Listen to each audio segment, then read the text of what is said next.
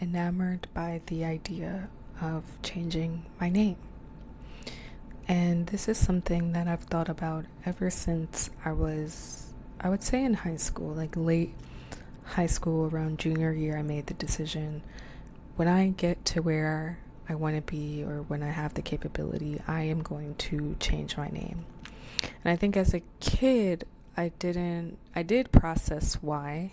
I did process like why I wanted to change my name. And I think as a child and somebody whose brain was still developing, I wanted to change my name because I saw it as being tied to, my dad or my father, but also because I saw it as something that wasn't inherently mine. I saw it as almost like a detached version of myself. And I don't know if other people feel like this, but I know I've certainly felt like this, and I've spoken to a lot of others who feel like this. But basically, what I was feeling as a kid is my name never felt like me. Like, you know how when somebody says like, "Oh, you look like I don't know, you look like a Amethyst, or you look like a John, or you look like a whatever your name is." When you say your name and that person says, "Oh, it fits you," you look like that. You kind of embody that. And I think that's what, when people say like you look like a whatever your name is, or like your name fits you, it just means that you embody kind of like the essence of what your name is. And I never felt like I embodied the essence of what my name was, because one, I didn't choose my name.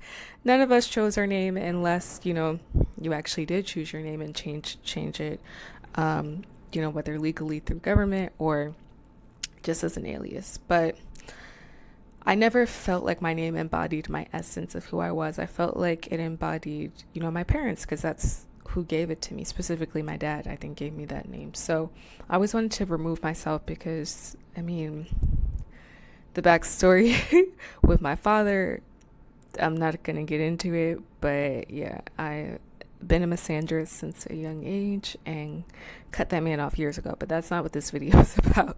This is an educational video. But I will say, I always just felt like I never really embodied my name. So like, I always told myself I was going to change my name legally. And once I decided that, I started keeping a notes diary. And my notes diary was just filled with, potential names. Every day I would add to it. So sometimes in the middle of the night at 3 a.m., I might wake up and I might type like a new name that came to me, like what I was feeling like that day, like what I should change my name to. Because I always told myself the reason why I didn't, it's very easy to change your name if you have all your documents together, but I always told myself the reason why I didn't is because I haven't yet found a name that embodied who I was. I felt like who I was constantly changing and constantly shifting and constantly fluid and in flux. And that is true. Who I am is constantly changing and fluid and in flux, and who you are is constantly changing and in flux. And that's why I wanted to make this video, because I think that we need to change the concept of names. I think in Western society, we often approach names as like, your parents gave you this name, so this is who you are for the rest of your life. And if you change your name legally, for some reason, people just, whether you change that through, orientation, like if you're a trans woman or a trans man and you're changing your name to, you're leaving behind your dead name, Western society seems to have such a hard time with processing. Not a hard time. I feel like Western society is so used to limiting people and boxing people into whatever their limiting beliefs are, whatever their stereotypes are, whatever their projections of that person is, that when people dare to change their name, it's seen as this very like, I'm not going to call you that, or, it's seen as this like, it could be seen, if you're not changing it for, gender identity reasons, it's seen as a very vain thing, right? It's seen like only celebrities have the right to change their name, right? Only celebrities have the right to take on a new alias, or who are you? Like you're nobody to change your name. I'm gonna call you your dead name. Like people say that to trans women. Or who are you? I'm gonna call you your original name if it's not, gender identifying based. It's like, you're not a celebrity, you're not an author. Like, who are you to reclaim your name? So that's something I've been thinking about a lot, is the concepts of names and why, as a society, specifically in the West, people don't really take it serious when you try to change your name. And I was also thinking about, as a kid, the concept of why I felt like I had to wait until a moment when I found a name that embodied me to change my name, when I realized I could change my name at any point. I could keep changing my name because I'm constantly evolving as a person and constantly developing and growing, and every day learning something new about myself. So my name is constantly in flux. And that's when I started going down the history of names, and I started researching the history of naming practices in particularly what I found is that indigenous cultures practice the concept of giving yourself a new name, and your name is constantly changing. So in indigenous cultures, you might be born with one name, but by the end of your life, you would have had several names that you give yourself, your community gives yourself, your parents give you, but mainly that you are renaming yourself, or that the community might rename yourself, based on how your personality changes and based on how you develop as a person. And I'm going to get into a specific example about that. I actually did a documentary where I flew to Japan and spoke with one particular indigenous community, the Ainu community, about their naming practices and how it changes as people grow older.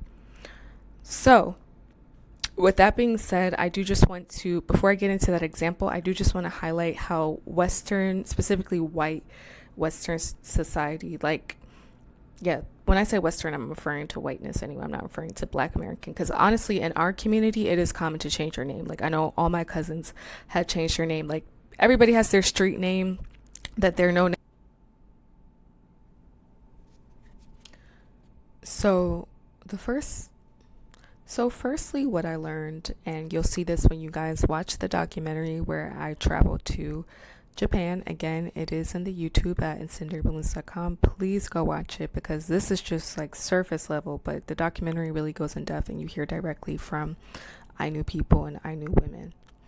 But a first example of this, of names as living spirits and not just static labels, would be among the Ainu people.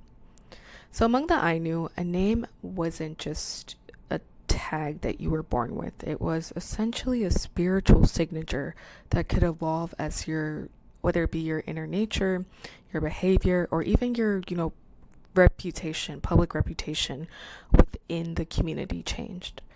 So names were essentially seen more as being tied to one's Ramat, and Ramat just means like your soul or your life spirit, rather than just something that your parent gives you.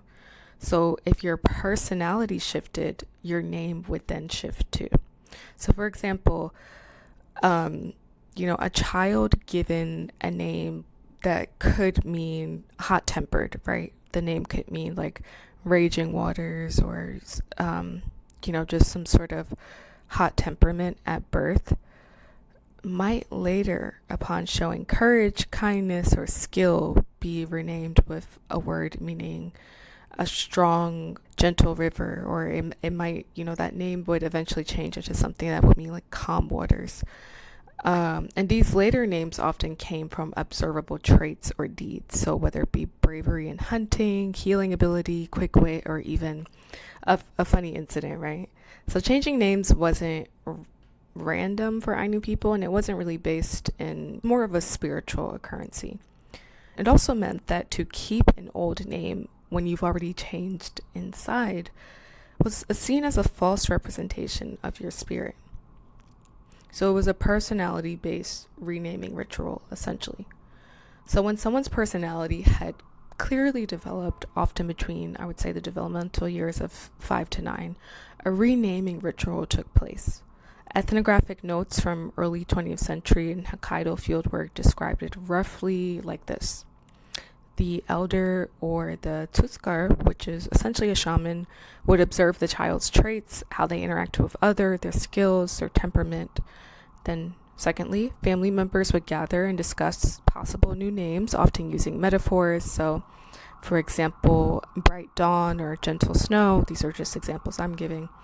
And the name was then announced during a small home ceremony, sometimes with libations to the house spirit. And, in Ainu language, Kamoi Sep, or house god, was the house spirit.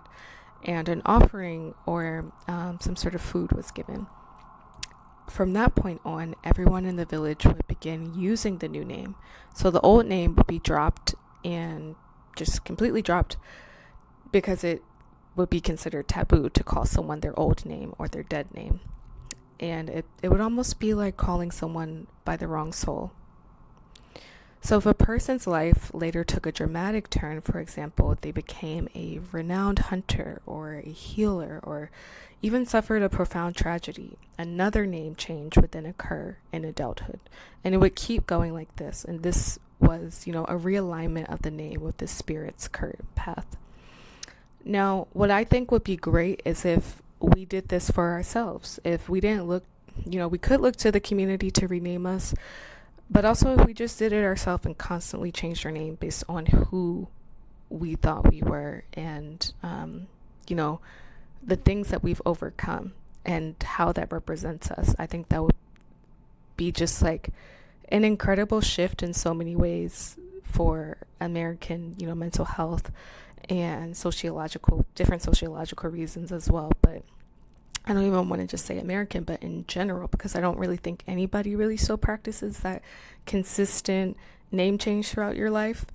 So yeah, that's just something that's been on my mind, and something that I think you should check out. It's been on my mind ever since I came back from Japan and doing interviews with the Ainu people, which go watch on YouTube, and Incendiary Balloons Media, if you want to see the full documentary and get in more depth. But it's something that's been on my mind, and something that I think could really revolutionize the modern world and help a lot with introspection.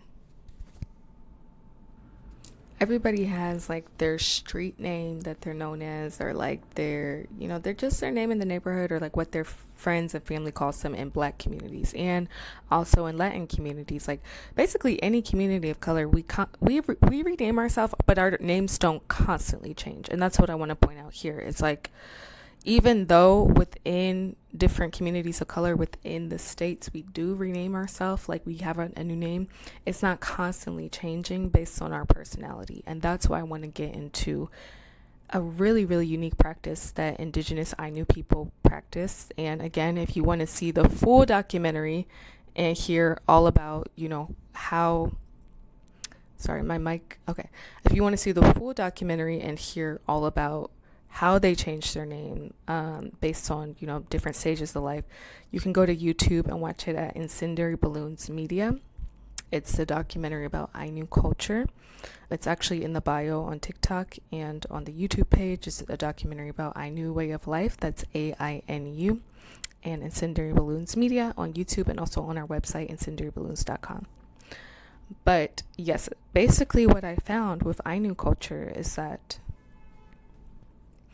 your name is constantly in flux and constantly changing at different stages of your life. And I think that we could really benefit from implementing this structure into Western civilization, or just in our everyday lives. Like for me, that's something that I want to do, is to be able to constantly change my name based on my growth and my development, almost like a marker or a milestone of, okay, I've made it this far. I've worked on breaking this cycle or this chain or this habit, and now this is my new name. This is my new self. And I think that will help a lot with like just overall quality of life, because one, like, you don't have to be confined into this box of identity that so many feel confined to under capitalist structures. And two, mental health. Like this would really help mental health in Western society, where it can be more proactive instead of reactive. So proactive, okay, this is my current self, my current name, this is what I want to work on, and this is a marker to see, have I changed this? Has my name stayed the same throughout my whole life, or has it developed? Has it embodied more of who I currently am, and who am I currently? It will basically help with a lot of new, self-reflection and ideas of introspection and self-awareness. You should have self-awareness. People should have self-awareness outside of a naming system, but I think this is a great like barrier or marker, and it just feels like more identity owning and being able to take up space with your identity and have people call you by a name that you feel fits you instead of what's been given to you. So yeah,